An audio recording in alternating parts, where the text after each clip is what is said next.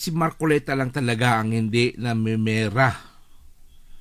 Hindi katulad ng iba, sobrang gahaman sa pera. Kaya itong si Marcoleta, the best ka talaga. Ikaw lang ang nag-iisa.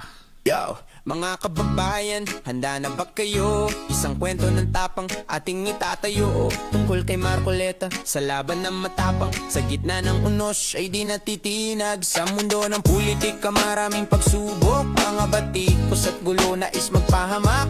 Ngunit si Marcoleta hindi nagpapadaig. Sa prinsipyo at paninindigan laging nakatindig. Sa mga issue debate siya'y nakikipaglaban. Sa katotohanan kanyang ipinaglalaban. Kahit anong hamon kanyang kinakaharap. Sa puso't isipan siya'y laging matatag. Matatag, matatag, yan ang kanyang tatak. Sa bawat pagsubok siya'y hindi susukot bibitak. Sa hirap at ginawa kanyang pinatutunayan. Ang tibay ng loob sa bayan ay ialay. Ay ialay. Sa bayan ay ialay.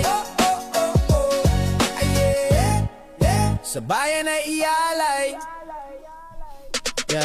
Sa gitna ng kontrobersya siya'y nananatili. Sa kanyang paniniwala lagi nakatali. Sa mga kritiko hindi nagpapadala. Sa kanyang paninindigan siya'y laging handa. Sa bawat desisyon mayroong paninindigan. Sa mga adikain kanyang ipinaglalaban. Kahit na mahirap kanyang pinipilit. Ang pagiging matatag kanyang ipinagbibilit. Matatag, matatag, yan ang kanyang tatak. Sa bawat pagsubok siya'y hindi susukot bibitak. Sa hirap at ginawa kanyang pinatutunayan. Ang tibay ng loob sa bayan ay ialay. Ay ialay. Sa bayan ay ialay. Sa bayan ay ialay. Minsan nang hihina pero patuloy nakipaglaban para sa ikaunlad ng bayan. Kanyang isa sa buhay lagi sa bawat takbang siya'y lalong lumalakas. Sa pagiging matatag siya'y nagtatagumpay. Matatag, matatag, yan ang kanyang tatak. Sa bawat pagsubok siya'y hindi susukot bibitak. Sa hirap at ginawa kanyang pinatutunayan. Ang tibay ng loob sa bayan ay ialay.